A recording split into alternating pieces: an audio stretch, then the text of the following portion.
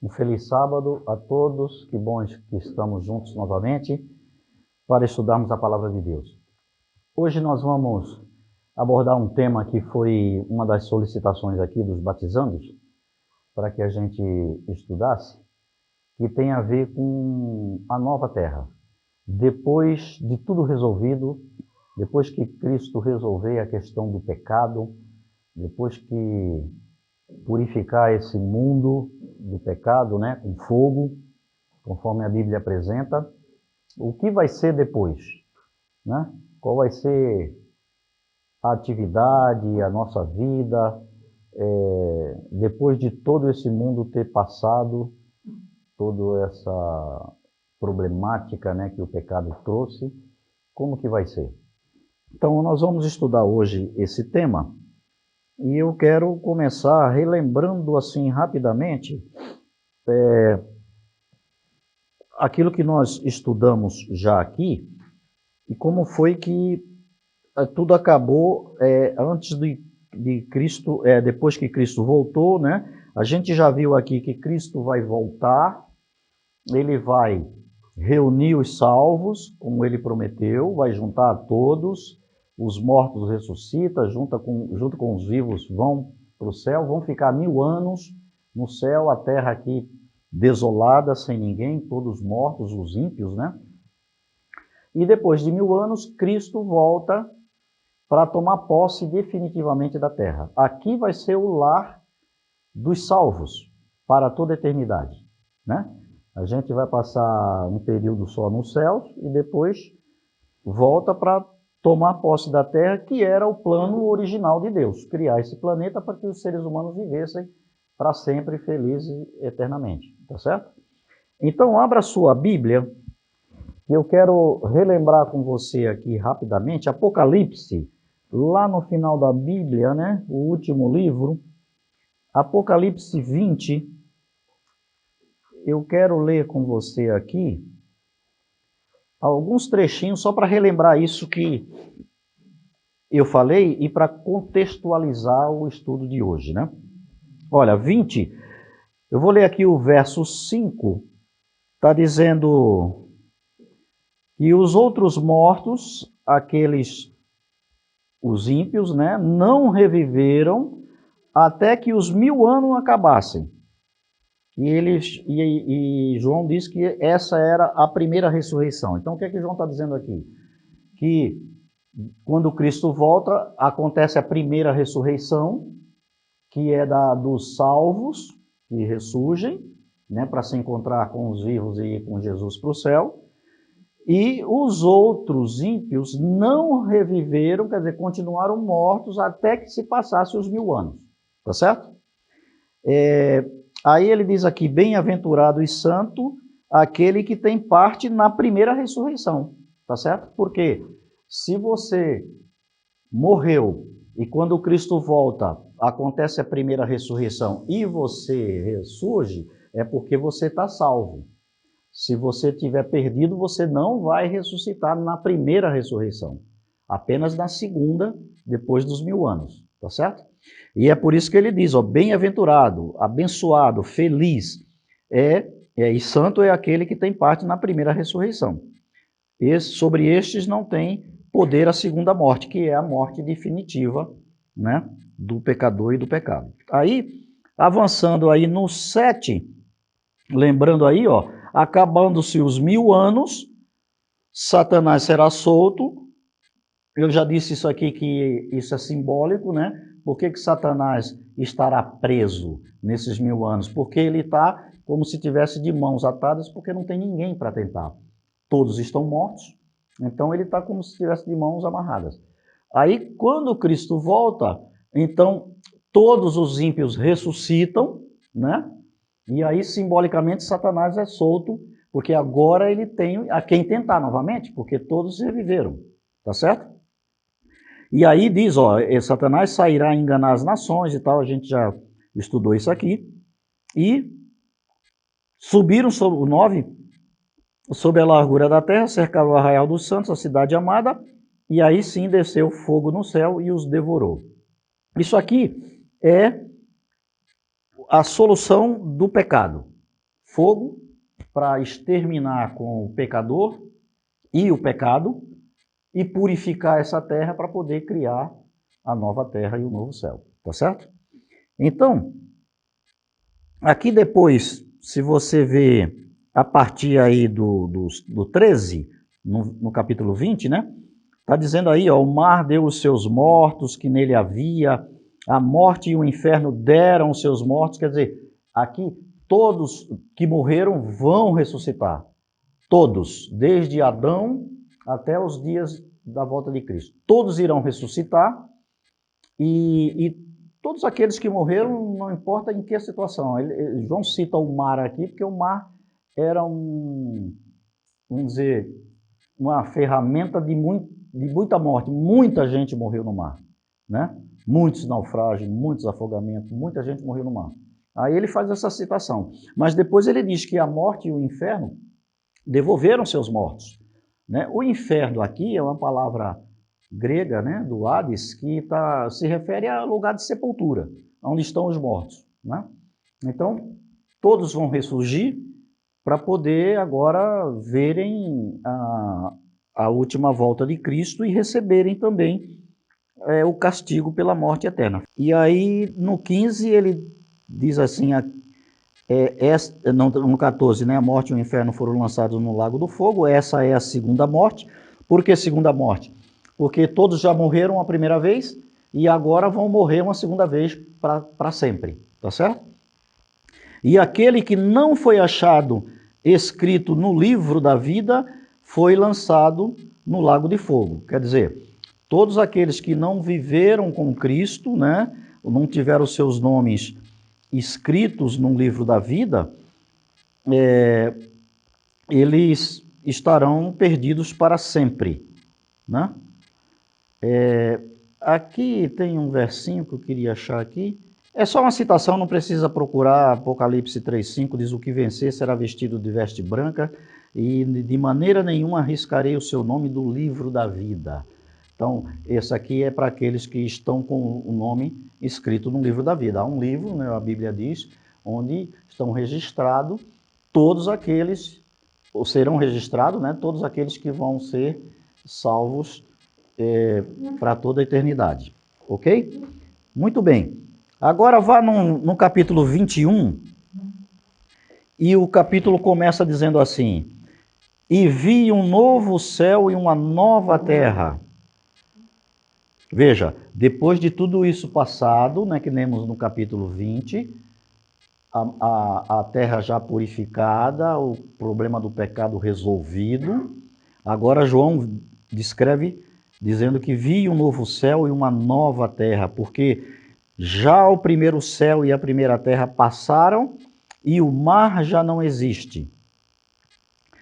Esse finalzinho aqui tem dado muita discussão, né? Será que não vai existir mais mar na nova terra? Né? O entendimento aqui é que não existirá o mar da maneira como nós o conhecemos, porque o mar é um símbolo de separação dos povos, né? Tem gente do outro lado do mar, tem gente do lado de cá. Para você ir lá ter contato é uma viagem, né, longa. Então, nesse sentido, o mar já não existiria, né? Algumas pessoas tentam filosofar dizendo que aqui está se referindo a povos, nações, porque mar em profecia, águas em profecia, significa povos, nações e tal, né? Mas isso não faz sentido, porque o mar já não existe, então não existiria povos, né? Não faz sentido isso. Mas então é nesse sentido que João descreve aqui. Aí ele continua dizendo que ele viu a cidade santa, a nova Jerusalém, que descia do céu, adornada como uma esposa ataviada para o seu marido. Essa é uma maneira poética de falar, né? A cidade era tão bonita que parecia uma noiva, ataviada para o marido, adornada para o marido, né?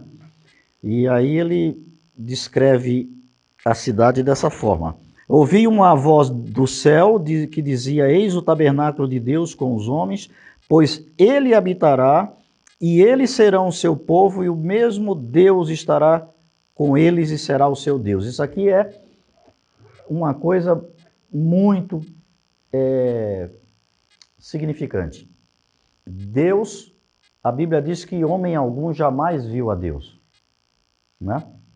O que mais chegou perto foi Moisés, e Deus disse, eu vou passar ali na sarça ardente e tal, aí você vai me ver de costa e tal, numa penumbra e tal, foi o que mais chegou perto. Deus vai habitar com os salvos, e nós vamos saber então exatamente como é Deus, porque não sabemos, não temos informação suficiente para dizer se Deus tem uma cabeça, olhos, mãos, braço, isso é igual a gente.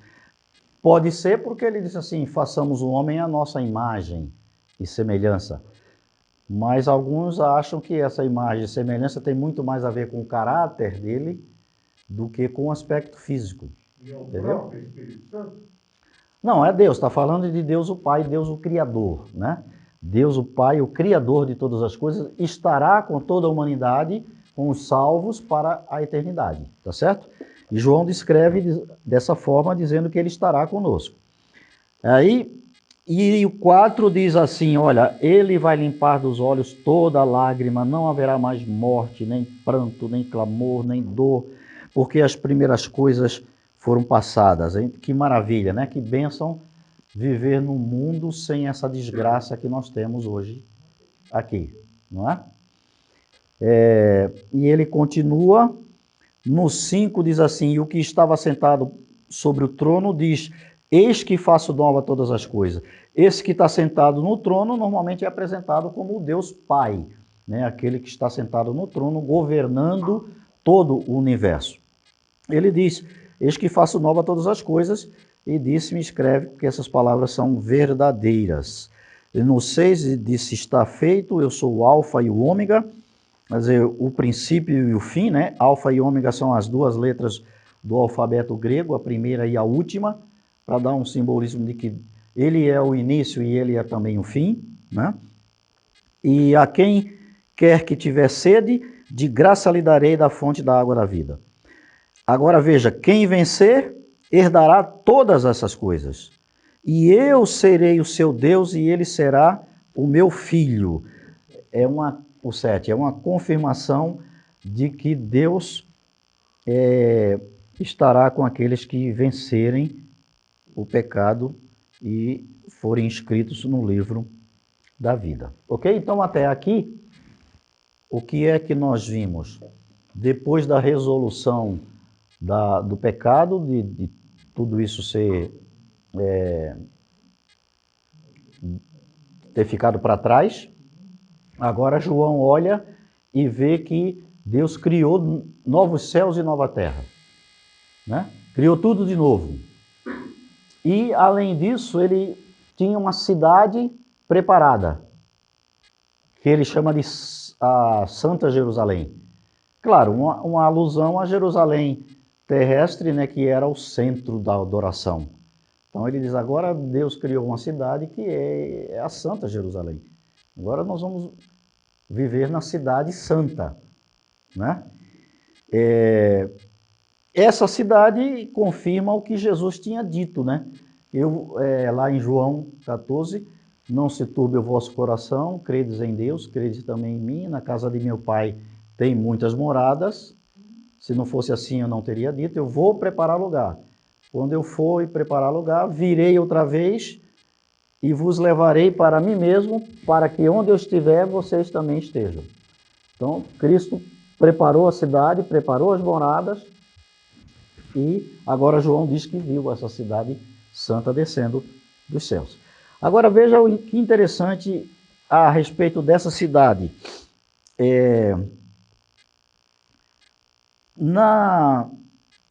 Aí no verso 10 do Apocalipse 21, diz assim, levou-me em espírito a um grande alto monte e mostrou-me a grande cidade, a Santa Jerusalém, que de Deus descia do céu. Agora João começa a descrever como é a cidade.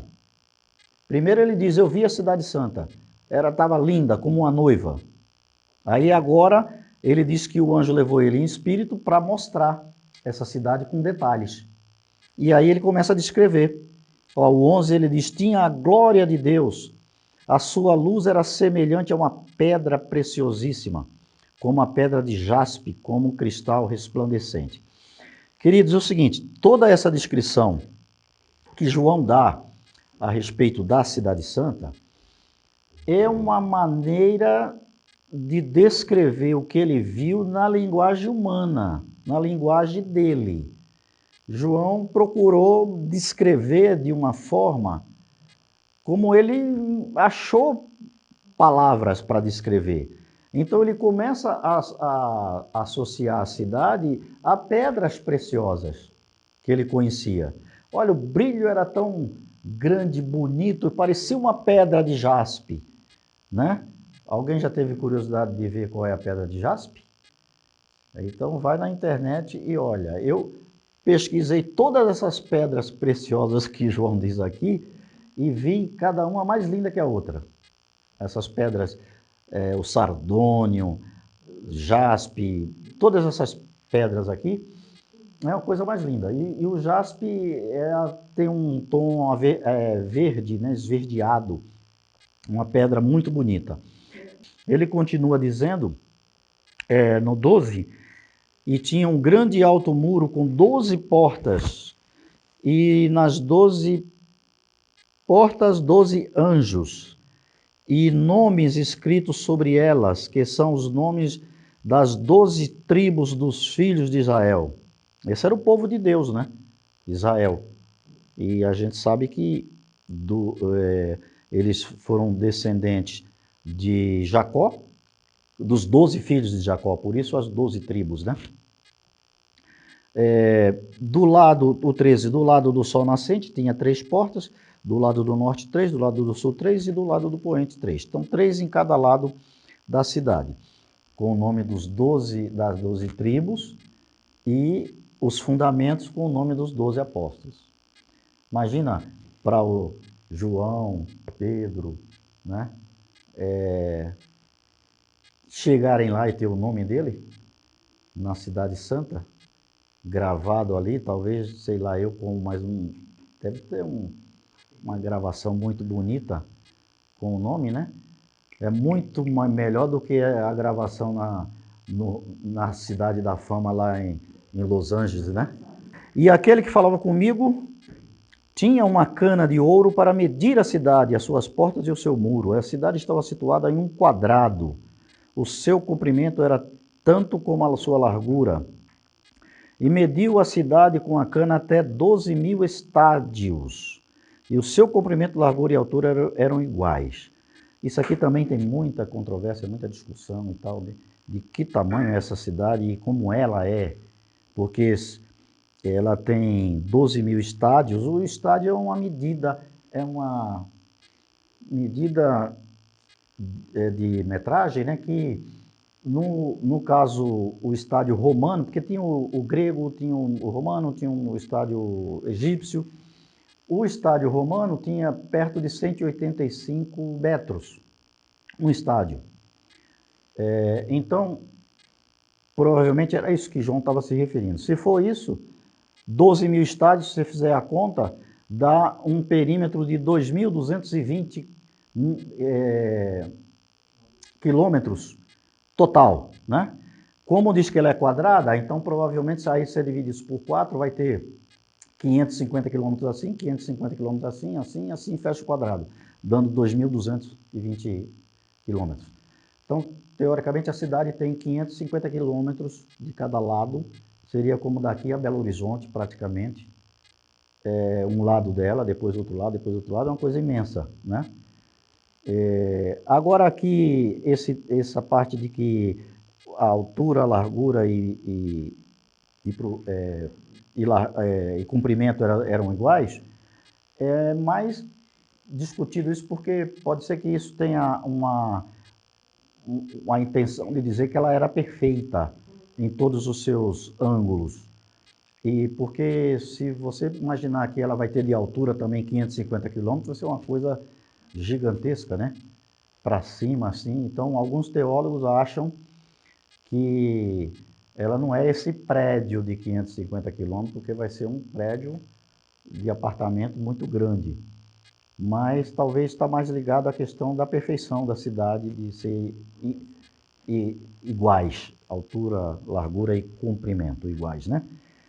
Aí ele continua falando da cidade, mediu o muro, 150 de 144 côvados, aí já é outra medida, né?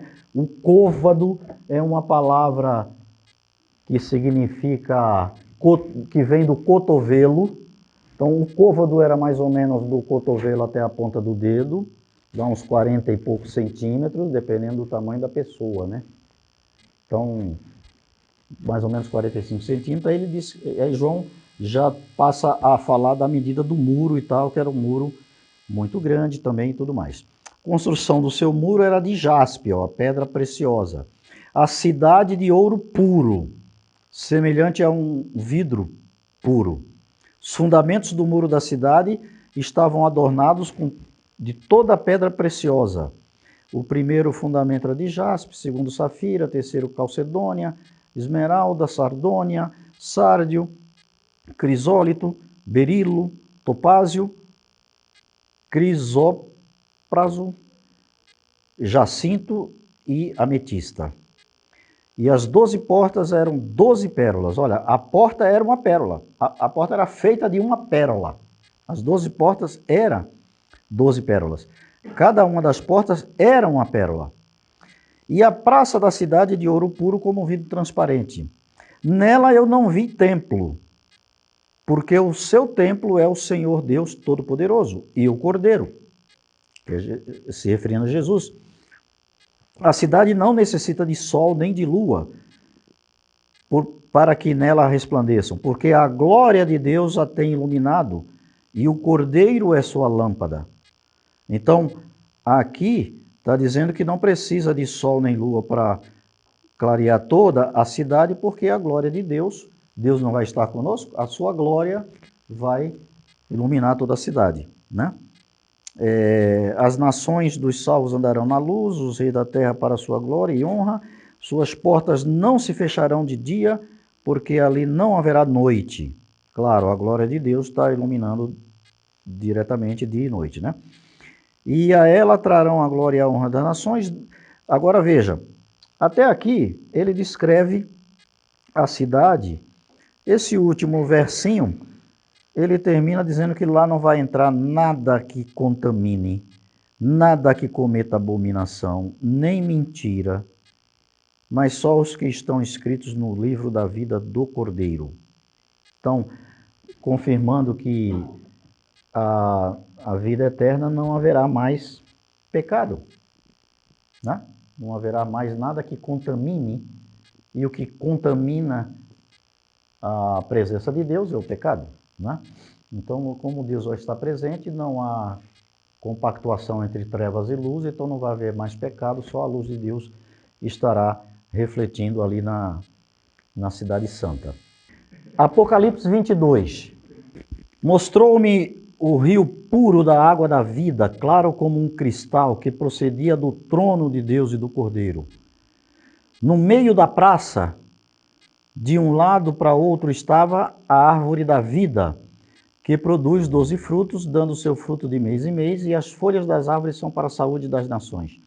Isso aqui também é interessante. Se você vai lá em Gênesis, você verifica que Deus criou, quando ele cria o ambiente para Adão e Eva viverem, que a gente chama de Jardim do Éden, Deus coloca ali, além da árvore do conhecimento do bem e do mal, que é aquela que Eva tomou e aí acabou pecando, ele coloca a árvore da vida.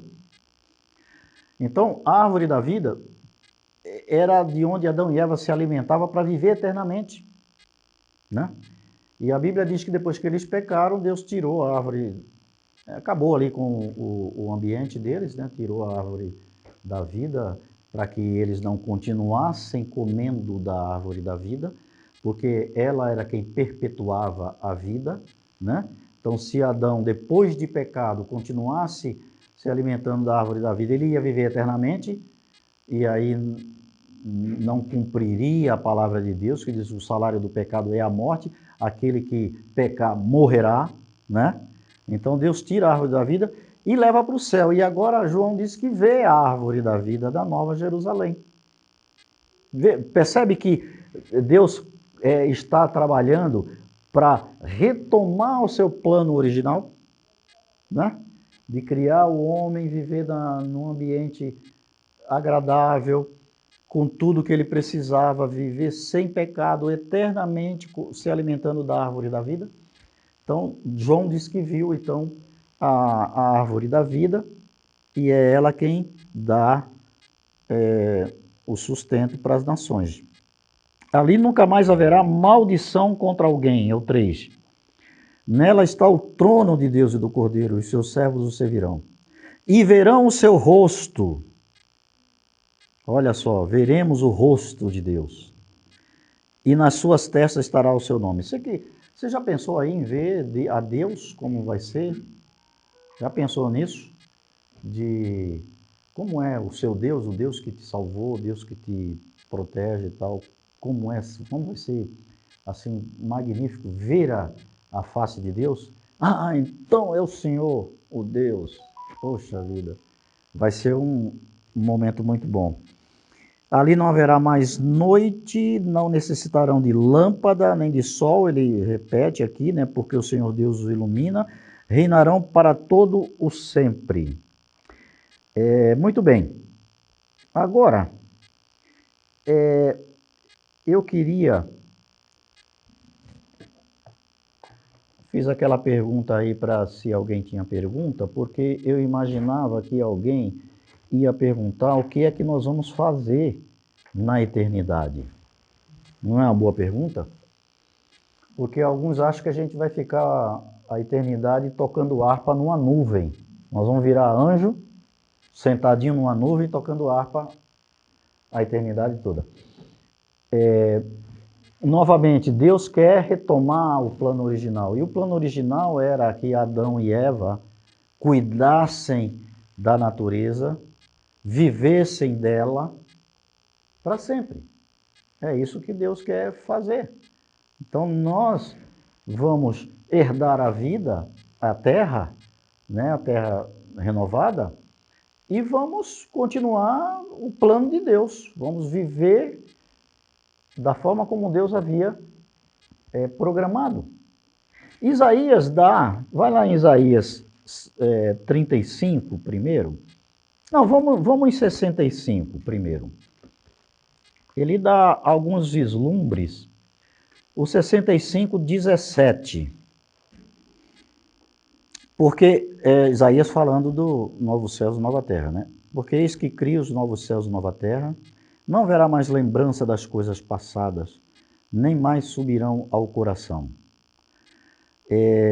Vós folgareis, exultareis perpetuamente no que eu crio, porque eis que crio para Jerusalém uma alegria para o seu povo e gozo. E exultarei em Jerusalém, me alegrarei no meu povo. Nunca mais se ouvirá nela voz de choro, nem de clamor. Quero comentar aqui rapidamente isso aqui. Isaías também viu a nova terra, ele descreve várias coisas. Se você for aí na frente, no verso 23, ele diz que não trabalharão debalde, né, à toa, né? Isso quer dizer à toa. Nem terão filhos para perturbação, não vai haver isso. O 23, porque são a descendência bendita do Senhor e os seus descendentes estarão com ele. Aí o 25, o lobo e o cordeiro apacentarão juntos. O leão comerá palha como boi. Lembra que eu comentei isso aqui? Será comida... Pó será comida da serpente. Não farão mal nem dano algum em todo o seu santo monte, diz o Senhor. Então, a descrição de Isaías, né, que coincide com a de João, é que ele olha para a nova terra e vê um momento de felicidade dos remidos, né? Sem nenhum mal, sem nenhum pecado. Até os animais não estarão mais em confronto, né? O boi pastando junto com o leão, o lobo, né, a ovelha, todos juntos, eles vão se alimentar do alimento que Deus proveu para ele, né, para eles e não mais um dos outros. Então é uma descrição da felicidade dos remidos, né, e vivendo num ambiente que não há mais violência. Para quem Deus preparou essa cidade? O último verso aqui que eu quero ler, 1 Coríntios, porque aí o Fernando já falou do dia. Eu quero só ressaltar aqui isso que o Fernando falou, ele deu ênfase à questão de que a gente vai para a cidade, né, e tudo mais, mas uma outra ênfase também é na questão do dia, que dia é que nós vamos guardar, né? O sábado vai continuar sendo para a eternidade. De uma lua nova a outra lua nova, de um sábado a outro sábado, virá toda a carne me adorar perante o Senhor, né? Diz o Senhor, né? Então, o sábado será eterno, porque ele foi criado também na criação. 1 Coríntios 2, 9, tem um verso que diz assim: mas como está escrito, as coisas que o olho não viu, o ouvido não ouviu e não subiram ao coração do homem, são as que Deus preparou. Então, tudo isso que a gente está falando é um vislumbre do que, pelo estudo da Bíblia, a gente tem de como vai ser, mas não sabemos exatamente, né? Talvez, com certeza, vai ser coisa muito melhor, né, do que a gente está imaginando, porque o verso diz isso, ó: o olho não viu, o ouvido não ouviu, não subiu o coração do homem, são as coisas que Deus preparou. Preparou para quem? Olha o que diz o verso. Preparou para quem? Para os que o amam. Quem são? O que é que distingue as pessoas que amam a Deus? As pessoas que amam a Deus. O que é que distingue essas pessoas daqueles que não amam a Deus? A Bíblia responde, João 14, eu falei que era o último, mas era uma pegadinha. João 14, 15. O que é que diz aí? Alguém lê? João 14, Evangelho de João 14, o verso 15. Então, Deus preparou uma cidade. Veja o 21 também aí. Veja o 21. Aquele que tem os meus mandamentos e guarda, esse é o que me ama. E aquele que me ama será amado de meu Pai. E eu amarei e me manifestarei a ele. Irmãos, a gente não pode se enganar. Amar a Deus significa obedecer os seus mandamentos. Se me amardes, guardareis os meus mandamentos. Aquele que guarda os meus mandamentos, esse é o que me ama, né? Então, esse evangelho de que você não precisa fazer nada, que está tudo bem, Deus vai te salvar e tudo mais, não é a mensagem bíblica. A mensagem bíblica exige compromisso com Deus. Se você ama a Deus, guarda os seus mandamentos. E a cidade e a nova terra está preparada para aqueles que amam a Deus. Tá certo? Bem claro a Bíblia, né? Eu tenho que falar assim, a salvação realmente é pela graça, mas como eu fui salvo por eu ter sido salvo, eu obedeço. Eu não obedeço para ser salvo.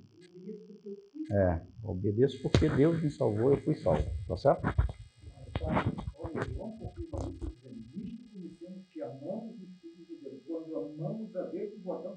Seus mandamentos. A Bíblia é clara, isso só 2 textos ou 3 aí que nós lemos da Bíblia, mas a Bíblia é toda clara nesse sentido, né, de guardar os seus mandamentos. Então, a minha palavra para vocês final aqui, vamos encerrar, especialmente aqueles que vão se batizar. Eu acho que vocês tiveram, assim, um bom vislumbre, vamos chamar de vislumbre, dos ensinamentos bíblicos do que é ser um cristão, né? Do que é abraçar a fé, querer andar com Cristo. Vocês vão se unir à igreja, vão se tornar membros da igreja adventista em qualquer lugar do mundo, né? Você com o certificado de batismo, você vai receber, vai chegar numa igreja lá na Europa, vai poder mostrar e falar, sou membro da igreja, você vai ser recebido como da família de Deus, né? Então vocês vão se unir a essa igreja e essa igreja defende de que há necessidade de compromisso com Cristo, né? E de ser perseverante até o fim, para então ser salvo, tá certo? Não tem esse evangelho frouxo de dizer que está tudo bem, você pode fazer o que quiser, uma vez salvo, salvo para sempre. Se Deus escolheu você, não importa o que você faça, você vai ser salvo. Isso não é um ensinamento bíblico, tá certo? Então, venham para a igreja, continue crescendo no conhecimento da palavra de Deus, no conhecimento desse Deus que te chamou, para que você cresça espiritualmente, se fortaleça espiritualmente e continue andando com Ele até o fim. Aquele que perseverar será salvo, tá certo? Nós estamos aqui para ajudar nessa caminhada. Se vocês, depois de batizados, quiserem continuar aqui, continuem aqui, não tem problema nenhum. A gente vai estudar as 28 doutrinas da igreja. Vai haver mais na frente uma pressão para arrancar vocês daqui e levar lá para baixo, porque esse é o processo normal, tem que passar pela classe de discipulado e tudo mais, mas você não é obrigado, não vão estar com a faca no peito, falando, não, você tem que descer. Você quer ficar aqui? Não, eu quero ficar lá por enquanto, mais um tempinho, beleza, fica aqui com a gente, não tem problema nenhum, tá certo? Temos uns aqui que já vão fazer 30 anos que está aqui com a gente e não quer ir lá para baixo. Vamos encerrar? Sandra pode orar para a gente?